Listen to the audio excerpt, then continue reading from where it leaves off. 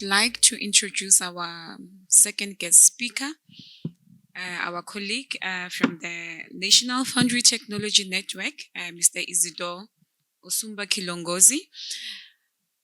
He's going to give the perspective of what we have done as the NFTN from the sector sustainability side in terms of efficiencies in the past and the future work. So part of it, I think towards the end, we'll also give an outline of the capabilities within the country in terms of research and development, because there's a lot of key people who are playing in the space.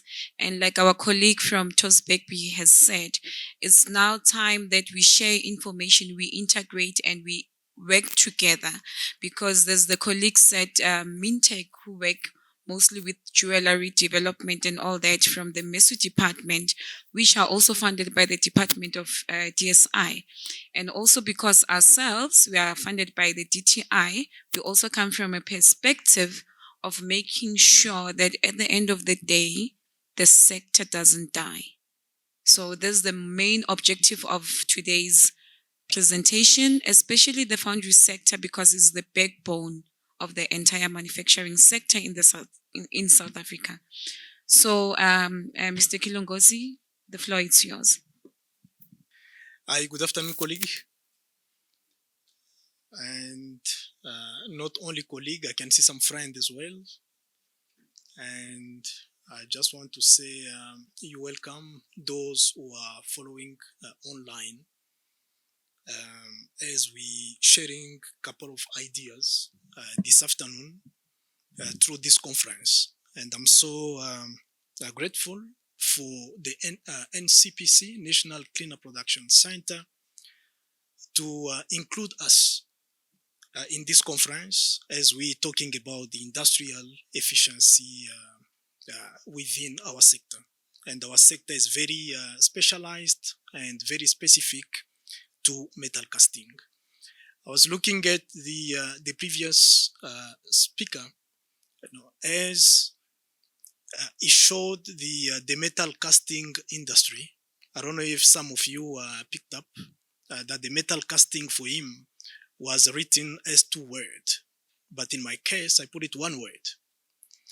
And this is just to show you that when we talk about the metal casting and when we talk about the foundry, so we still having also different opinions about how the industry itself need to be portrayed and how the industry itself need to be presented, and specifically how the industry should respond to the issue of efficiency. So I also stand, as I'm saying, on behalf of the NFTN, which is the National Foundry Technology Network. My name is Isidore, so this is the Frenchman. If you want in French, I can still switch. But for this afternoon, my presentation just remains in English. So the National Foundry Technology Network is based here at the CSIR, which is the Council for Scientific Industrial Research, and we funded by the DTIC, so the Department of Trade, Industry and Competitive. And I'm a senior project manager, and currently I'm zooming into technology transfer and localization. So issues pertaining to new technologies that we need to transfer in foundries, as well as activities that support localization in the metal casting industry. This is just an introduction.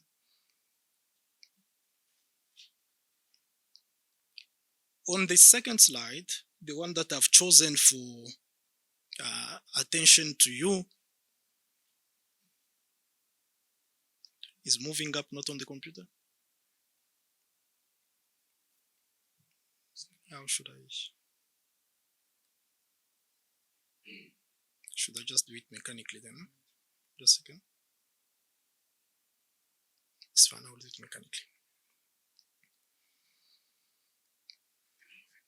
So, as we have been invited, to talk to industry about the issue of efficiencies. And in this room, it was broken for us to speak as well about sustainability in the metal casting. And it was my view that I owed to the presenter that is almost impossible in one day for us to speak about issues of efficiencies in foundries and also issues related to sustainability. This is extremely broad subject. And I've then decided, for the sake of this conference, just to zoom into issues pertaining to efficiencies only. I'm going only to look at efficiencies, and they're quite something very important that I wanted to show you as we speak about efficiencies and how we've come through the NFTN, to measure these efficiencies through what I called the lean manufacturing tool or technique that we selected just for the purpose of presenting a case study or activities that we have done at industry level and specifically so at a certain bracket of industry, because the industry is very broad when we talk about the metal industry. I will show you. The background has been said as well by the previous speaker. So talking about the metal casting, being a cornerstone for manufacturing sector. And just to refresh you again, that when we talk about manufacturing as well is very broad. Because when we talk about manufacturing, we're looking at various sectors, in fact. But for us, we are looking at manufacturing by metal casting. Some have got plastics. Remember, the manufacturing is linked as well to the material that are used. But for us, it is about metal casting. And this specific manufacturing sector, it has majority foundries, that are linked to the value chain of other manufacturing sectors. So it means when we talk about manufacturing sectors, and we are looking at now the metal casting as a sector, this is the only one sector which is linked to other manufacturing sectors. And the previous speaker as well, he showed scientific figures, talking about 90% of all manufactured items, contain a casting. In fact, it's for this reason, South Africa, through the National Development Plan, the metal casting industry was then identified as the major contributor to industrialization program. And this is in fact the interest that us we having when we talk about the metal casting. So when we talk about these foundries or the metal casting, I wanted quickly to show you the geographic distribution of these foundries. And secondly, I want to show you the type of technologies that we are making reference to. And then I will show you as well the industry trend, where we're going. So where we're coming from and where we're going with this industry. And then we'll see the loss of efficiencies, before we look at our lean manufacturing, will then help us, to assess this organization and then to recommend areas of improvement. The foundries are quite well scattered in all provinces, and the majority of these foundries are based in Gauteng. This is where we've got the largest number. And the number that I've decided to show you today, which is 170 foundries, but for 2020, this is still debatable. So for various scholars here in South Africa of stakeholders, we have got various numbers. Everybody's got his own number. So if I had to ask the metal casting represented by UJ, how many foundries do you have in South Africa? Although we friend, we might even end up by fighting. So if I need to ask South African Institute of Foundry, how many foundries do you have in South Africa? We're still going to fight about it. If I have to ask the CSIR how many foundries do you have in South Africa, we're still going to fight. But we, as the NFTN, National Foundry Technology Network, are still believing, since I'm living for these foundries for the past 20 years, sitting in the foundry, I still believe that I qualify as well at the personal level to give some numbers. But for today, just accept what I'm going to show you as numbers. And the most important for me is the trend. Where are we going with the metal casting? The trend is very, very important. So they are there in Gauteng, we in KZN. This is in fact the largest number where we've got foundries. Sorry for people from Limpopo, we've got only one, and it's a no-name foundry. They don't even want to name it, but these are foundries there also in Limpopo. So we have got foundries scattered in the country all over the place, but Gauteng being the center of these foundries and where most of our attention is. And people knows me are those specifically from Gauteng, from KZN, and from Limpopo, northern west. So we've got quite a big foundry that side. In Mpumalanga, those babies there. And all right, so those are quite some big foundries. But we've got foundries scattered all over the place. I wanted just to show you that. And the second one is this. This is quite critical for me to show you this so that you'll understand that when we talk about efficiencies of the industry, it's almost impossible for someone to stand and talk about efficiencies in the metal casting across the board. Is impossible. One should only zoom in one area. Like in this case, myself, I'm going to zoom in the biggest, which is in the area of sand castings, but by chemical bonded. So this is meaning this is in fact where we've got the biggest chunk of foundries. So it means all these foundries that I've shown you in South Africa, they are scattered, they are different, or they are distinguished in terms of technologies that they're using. So it means some are using the resin bonded. Those are the ones who are working on the floor. I will be much more interested with those ones. So those are working on the floor. And then we have got some spin castings.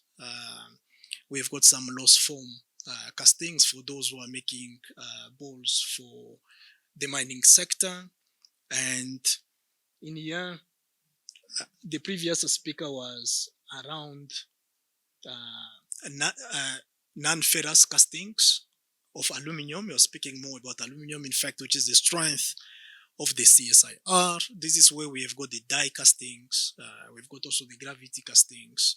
We have got the high pressure die castings, and then we've got the low pressure die castings. So this is the area in terms of technology where the previous speaker. And then, so the sand casting, as you can see, so we're talking about the resin bonded, and then we are talking about the green sand. In fact, when we talk about foundries, this is the technology where it lies for us here in South Africa. This is where it is.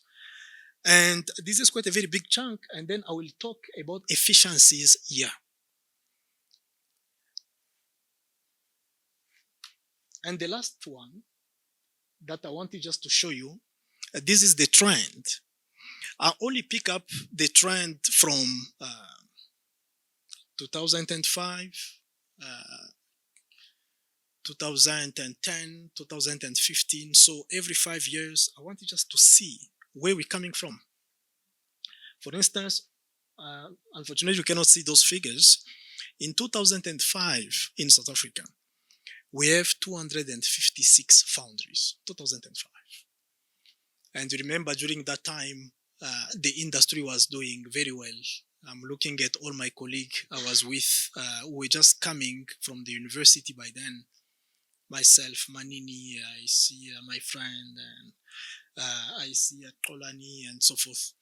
So 2005, life was very good in South Africa, and there were a lot of opportunities, and so there were foundries, and we were sitting around 256 foundries. 2010, everybody will recall, from 2005, 2010, our economy was still flourishing. Everything was well. People were making money. we were finishing school, we're getting jobs. But from 2005 to 2010, we moved from 256 foundries to 200 foundries. 50 foundries disappeared. From 2010 to 2015, now as we are responsible, taking also a responsibility in foundries, and then we moved from 200 foundries to 170 that I'm showing you now. And one of the speakers coming afternoon, Adams, she did some research for 2020 during COVID, and she will give you also the number. Anyway, the number is going up to 117 as we speak, not today. Anyway, for me, as I was saying, the most important, it was to show you the trend. You can see that the trend is down. So it means as we're going, I do not want to be a prophet to tell you in 5 years' time where the foundry will be. But I'm afraid that we might be very few sitting here in the next 5 years talking about metal casting as we're going, because we losing efficiencies in the process. Now, I want to show you why we are having the issue of, sorry man, I don't know why this side is not moving.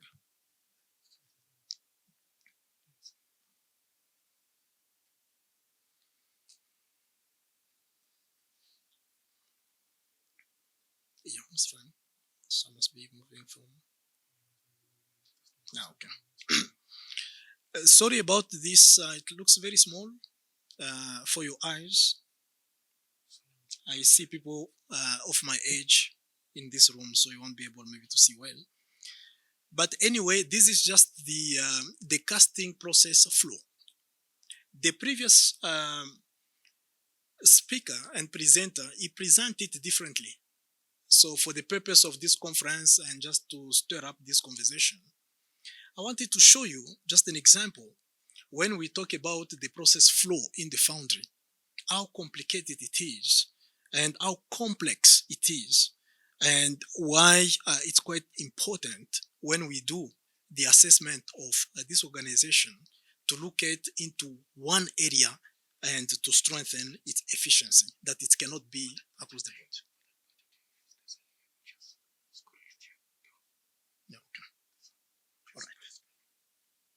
So for instance, if you are in the foundry, there are many foundry men in here, which is a normal manufacturing process. So it means at start, I just pull an example of aluminum. Let me just take an aluminum foundry because we spoke already about aluminum. So when the aluminum arrive from the supplier to the floor in the form of ingot or scrap, and so this is the first stage. So we have got the starting point where the aluminum arrived, which is just the input material. So it means it will arrive in form of a scrap as well as a sand that comes in. Remember, we are talking about the sand casting. As I said, I'm looking at that big area that I've shown you through the technology. So then when it arrives, there should be a pattern. Remember, they've spoken already about the design, that foundries works with a design. So there is a pattern. Again, this pattern, it will come into halves. So 2 halves to make one part. Just trying to show you how things now becomes quite complex. So aluminum arrives in the form of scrap, and then the sand is coming as a virgin sand. And then the second step, there should be a design which is in place for the part that need to be manufactured. And that design has got a negative, which is a pattern. And the pattern as well is coming into part. And if the part is not intricated, and then we're going to have a core into it. And this core as well will come with its own box, which is linked to the pattern. And then from that, a mold is to be made on those 2 halves. So once the mold is made, meaning the sand has been mixed chemicals. And then at that level as well, there are many complexities that will start occurring, because to make a good mold, it will go as well with the temperature, with the weather, and so forth. Because we're going to see that all the gas and all the chemicals, all the resin that I've shown there, so they are kept most of the time outside buildings where manufacturing is taking place. As a result, they are subjected as well to temperatures variation. That will make as well, that will also define the quality of the mold that will be made. So we have got scrap, we've got the virgin sand, we have got this pattern, we've got the issue of design, we have got the core boxes, and then we have got the mold itself. And this sign need to be properly mixed, need to be properly casted, need to be properly packed on the pattern. And this pattern need to be stripped properly. As you stripped this pattern, the pattern need to be coated. So the coating again is another skill. I think the foundry men were here.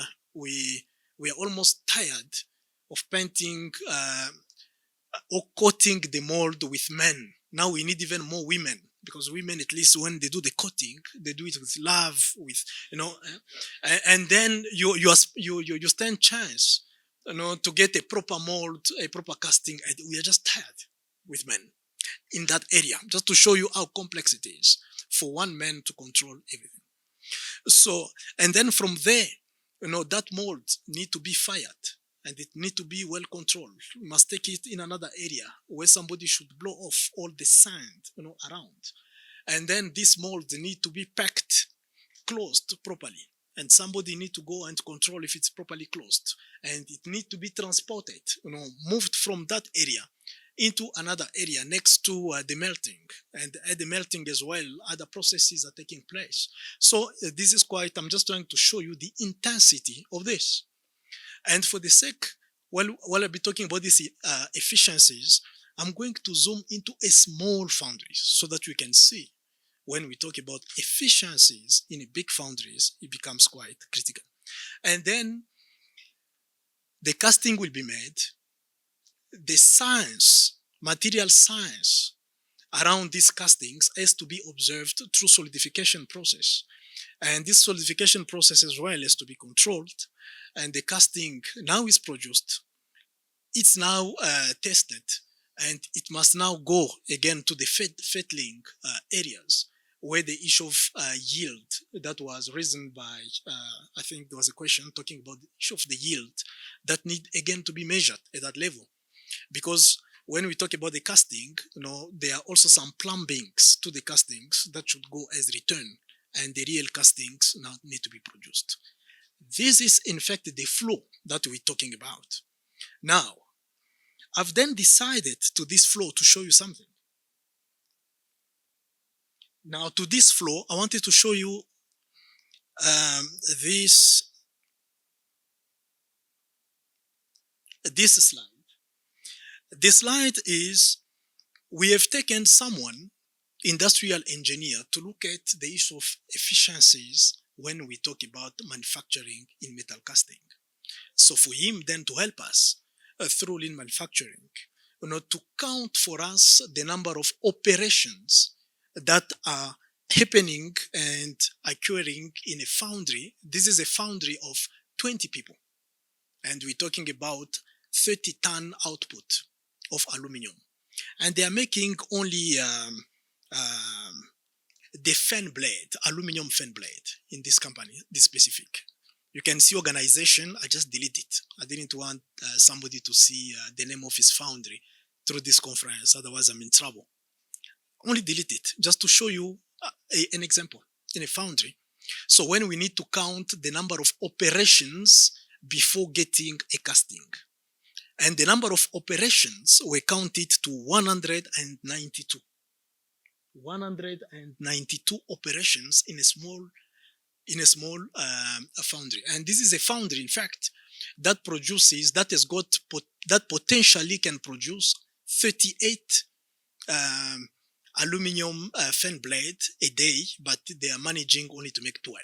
So every day, just imagine, you wake up 20 people, and the foundry has been founded in 1999, so we're talking about 33 years of experience, and those are the people who knows everything. You cannot tell them nothing here. If I can bring these people, they know the foundry. Tolani, who stand here, he knows what I'm talking about. For someone who's been in the fund for 30 years, and he lives with all the challenges. But potentially, when you look at the liquid in the chamber through production is 38, but at the end of the process, they've got only 12 blades. Every day, 38 potentially, but 12 coming out. How many operations in the process? 192. So then what we have done is we look at the amount of operations that are happening, 192. And then we look at as well the transportation, things that are moving from one place to the other one. And we measure in terms of the distances. So it means in the foundry, for instance, as I'm saying, I've shown you that process. So things are moving. So the material is moving and it needs to be transported. So there are wheelbarrows, there are forklift, there are crane in the foundry. Think of anything that we are using to transport. So there are many transportation that are happening in the process, and you will see where inefficiencies as well comes. In this specific place, just think of 192 operations in a place, but 0 inspection. So it means if you go ask them, did you inspect the material that came here to go to the melting area? No inspection has been done. Did you ensure that the sand that has been loaded in the silo was controlled in terms of sand classification? How much fines do you have in the sands? So no inspection has been done.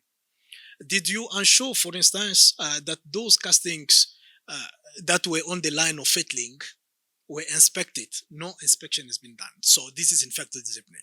192 operations, no inspection. Now, the most important for me is just looking at the delay. What is the delay in the foundry in this specific one? When the process starts up to the end, as I said, so they are producing the fan blade.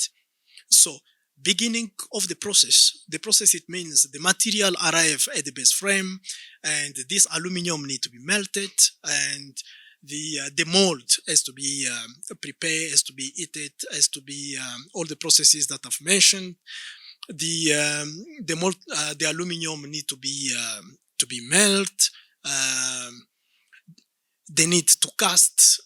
They need to observe the hardening process, and this fan need to be transported. So I'm looking at all these activities in terms of delays. What is the delay of movement between these operations?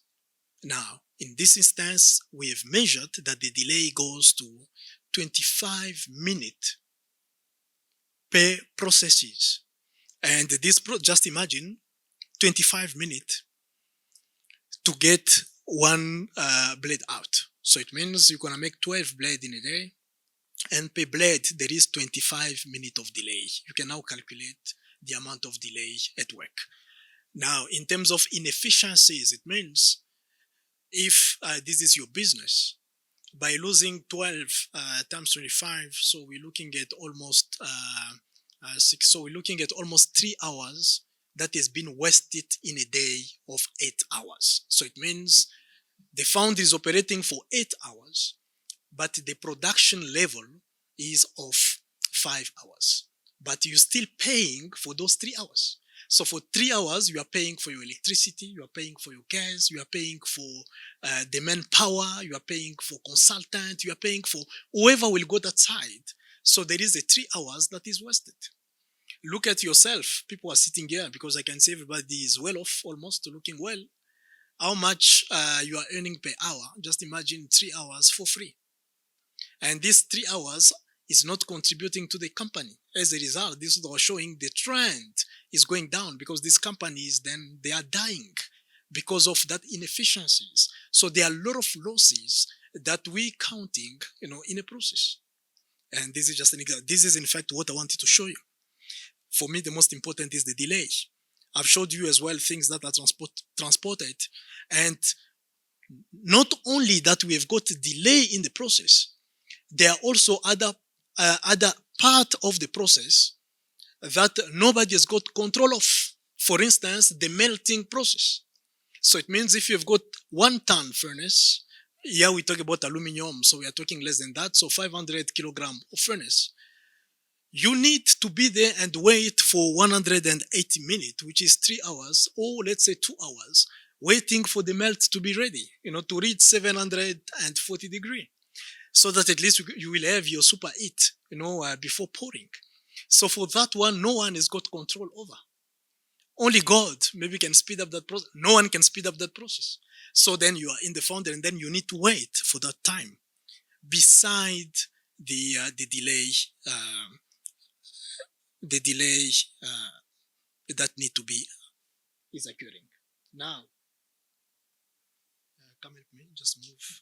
I want to show you how we have done in this place to look at the area of improvement through lean manufacturing. So now what we have done, we have looked at now the area, all these areas that I've mentioned, and a lot of operations. So then we look at the area of improvement and make recommendations. This is quite the most important. So for instance, when we look at this foundry that I did not want to mention, so the foundry itself does not have, so the site does not have an established floor plan for production area. So it means they've started like in this room, and somebody just came to say, okay, no, I've seen in one foundry, put the furnace in that corner. I want this fettling machine, Sibosiso, sit here. You will start fettling here, cover here. And then tomorrow somebody will come. So in fact, the whole production unit does not have a flow. And this is Manino sitting here knows that has been in many foundries where we are talking about the issue of layout. What is the layout? So it means if you are in the foundry, you wouldn't even know where is the start point and where is the finishing. Because you can see somebody, I'm going to show you, for instance, on this one, you're going to see someone coming this direction. So if you go not knowing the place, you just observe what is happening there. I know you've never been in hell, but you will have quite some questions. Why is this guy going this direction here? And then the final part is here, and another guy is going in this direction. And somebody's crying, shouting, there, wait, there is a crane coming. So anyway, it's just something is not working. And the reason being, the site has been established without a production area properly done. I'm going to show you even where the delay then will come from. So many foundries that we're having, they've got that issue of layout. And then in the foundry, a small foundry of 30-ton output, they can be given even the whole space of the CSIR. If you speak to a foundry man, what is the challenge that you're having in your foundry is going to tell you there is no space in the foundry. Go visit one foundry. You will come tell me, I've been in one where there is no space. Why there is no space most of the time is the issue of storage of these patterns at the mold, because they are taking so much space, and I'm going to show you. And then for this reason, because people are struggling with the issue of space in the foundry, it's quite difficult, to have some signs or signage. They call them signage, in the foundry, line of demarcation. So to know what is happening. Only few foundries and the most advanced. And these are quite the area that we're looking at. The issue of, for instance, the scrap bins that need to be segregated, because the scrap in foundry, they are just pile up in one place. And one need to look at that area and see how the bins can be segregated. And if you look at as well how the sand itself, which is the critical resources, in the foundry, and also the state of the silos, is quite some area one can look at.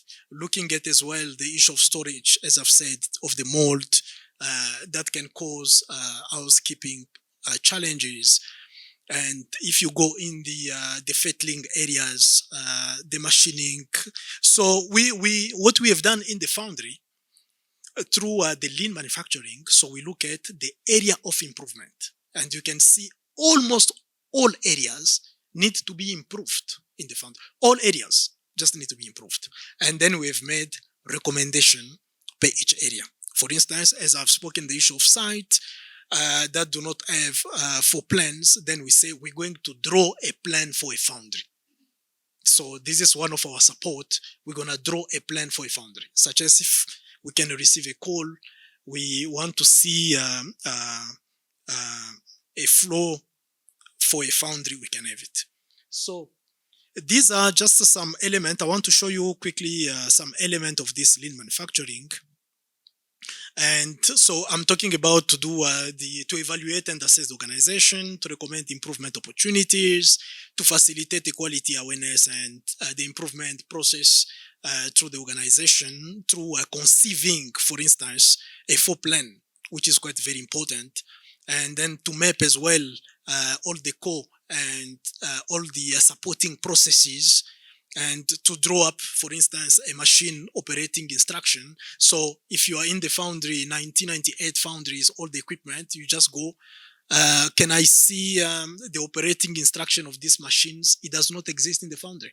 Even if it existed, because of the dust, everything, it has gone. No one can even read it anymore. So as a result, all the instruction in the foundry has gone into an individual who becomes now an IP. Such as if it's no longer there in the foundry is gone.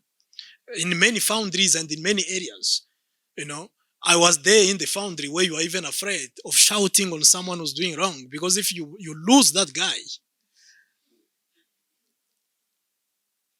you just run away. You cannot even go report to the board. You just need that guy as an IP, and which becomes quite the issue of inefficiencies where it comes where foundries now start suffering from. So as a result, we said, okay, we need then to start drawing even all the machine operating instructions, so that anyone who can work there, you know, can take, if the man who's operating the foundry, the operator is not there, anybody can go and read the operating instruction and operate the machines. And then there is an issue as well with now the standard. Remember, it's one thing of operating the machines, but it is another one to operate it according to the standard procedure. Very, very important. So we've also looked at that area as part of the element of the project under the lean manufacturing. And then to the bottlenecks are always there. It's quite important to look at as well to identify the key problems per area, because in the foundry problems moved from one operation to the other one area to the other one. So today it can be a molding issues, tomorrow is the melting issues, after tomorrow it can be a casting that was fatal on a part that should not be fatal, and the other day. So anyway, it moves on a daily basis. In the foundry, it's troubleshooting until Friday. When it's Chile time, you don't want even to greet one another. Just go. Just need some time off, because this one is quite continuous. So then the issue of identifying the problem in each area, and then to develop the key performance indicators, this is very important. And in the found, because it's not there, and look at as well how we can improve the logistics processes from receiving material up to the dispatch. Those were quite some element of the project that the NFTN was really, I'm struggling with this, was looking at. Let me show you. Can you give me this? This is just a second. You can stay. Yeah, I will show you to move. This one, I just want to show you. This is the plant that I've mentioned. Look at what is happening. So this is the start. This is where the silo is. This is where the mold will be made. This is how the mold will be prepared. This is once the mold is prepared, is painted, and it is descended here. This is the area where now the mold is closed, and then the mold is back here for someone to clean it. After cleaning the mold goes here for pouring. After pouring, they shift the mold in this corner for the mold to cool down. After cooling down, you can see they send it back now to the knockout area. Once they knock it to the knockout area, they send it to the fettling. After fettling, they send it to the dispatch. Look at where the dispatch is. This is in the foundry. There is no way you can be efficient in this. In fact, you do not need to be an engineer. So if you go there, look at where they are starting. These are offices. So if you go in this foundry, you will come with your car from here, you park here. And look at the empty space, which is here. And look at the patterns where they are stored. Look at the emptiness here. So if you go that side, even my son can help to sort out this place. I will come back then to talk about the tools then we have used to say, okay, you know what? Instead of being engineers in this place, let us do only the 5S. We need only to sort this place. We need only to set the place in order. We need only to make it shine. What is the other 5S we were studying at school? We need to standardize, quite some processes, and then we need to sustain it. Let's move to the other one. I'm going to show you what now as we have drawn for the foundry without touching any machines. Yeah, Nana is working. This is now what we proposed. You can see, for instance, there was some empty space here where we said, just this silo, put it here as well, so that all the silos can be here, for instance. And the knockout area can just be quite small. The dispatch that was somewhere here, if you can still remember, you can bring it here. Because this place, this is just empty. There's so much space when you look at the whole area. But it's so congested if you go in this place. There is no place to walk. If I can give you the name of the foundry, there is no place to walk when you go here. But look at all this empty space. Anyway, we have developed something for them and then propose for them to implement. This is the workflow I wanted to show you. Now, as I was saying, we said, okay, let us just do these 5Is, just to sort out this place so that we can resolve the issue of inefficiencies and the place to become efficient. I just want to show you something. I will show you only on two areas. So the area of molding and also the area of patterns, because in fact, this is where the design lies. So during the molding process, we've got a process sand that falls on the floor. So if you go in the foundry, for instance, look at the amount of floor, which is unmeasured, which is unaccounted for. So if you go in the foundry, you're just walking on the sand. But this sand, somebody paid for. And we do not know even how much sand is this. I'm just trying to show you the sand on the floor. And this is all over the place. Now, if you go on the side of silo, where the sand comes, before going into the molding itself processes, look at the amount. You might not see well this picture. Look at the amount of sand already on the floor. And somebody should pay for this. This is in fact where inefficiencies comes in the foundry, and why I was saying these foundries should just die. Unless if we do those 5S, just the lean manufacturing tool, just to sort out that place.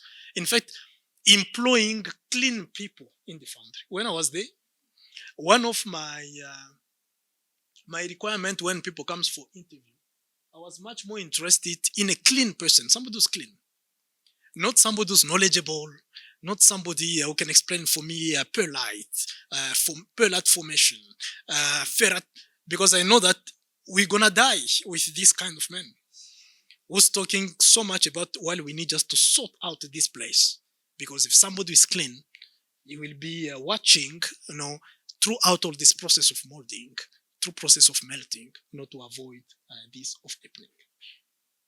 Let me show you something as well. Look at the pattern. I just took a picture of my company. Sorry about that. I did not want to show much so that you can see it, but look at how the patterns are stored.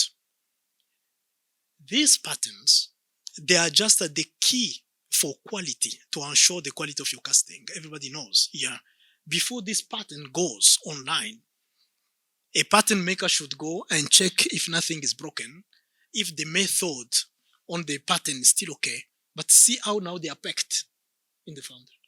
See how they are stored. This is somebody who just come and throw it and put it in. So with this, we cannot talk efficiency of the industry if we are just doing something like this. And lastly, I wanted just to show you some development that we have done the easy way, as I was saying, those 5 S, to sustain the industry.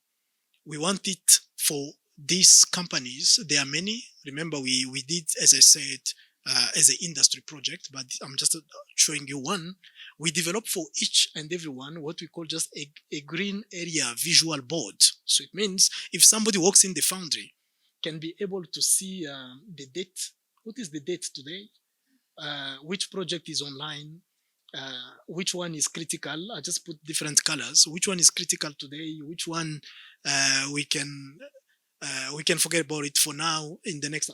Just that sense of priority, so that one can achieve the issue of efficiency when you work. So it's quite important because it's also non-existent in the foundry. So very, very important. And also the level of safety, because there is no way in the foundry of 20 people, 100%, I can assure you, it can even be a lotto. In a foundry of 20 people, there is no day where 20 people are reported at work. Impossible. Not in a foundry that I know. If you know one, come to challenge me. Because you always have some accidents, you always have some incidents, somebody's not there. So it's quite important to have a green area visual to know what is happening exactly in the foundry. And then to look at as well the on-time delivery rate. John Davis was known, and is still known by his phrase. He always say that it's easier to get a casting from China than from Bosbeck. Do you know that saying of John Davis? Very easier to get a casting from China than from Boxbeck if you are sitting in Pretoria. It's quite, sorry to use that word, quite an insult. But anyway, this is what it says in South Africa. So if you're in Pretoria, you need a casting, it's faster to get it from China than in Boxbeck because of the issue of on-time delivery.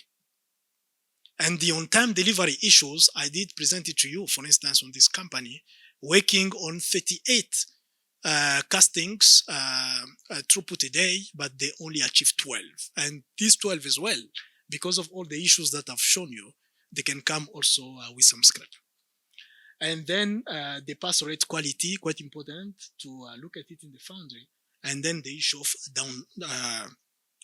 downtime is very, very important. So then what now is remained after doing all this exercise that we've done in all foundries?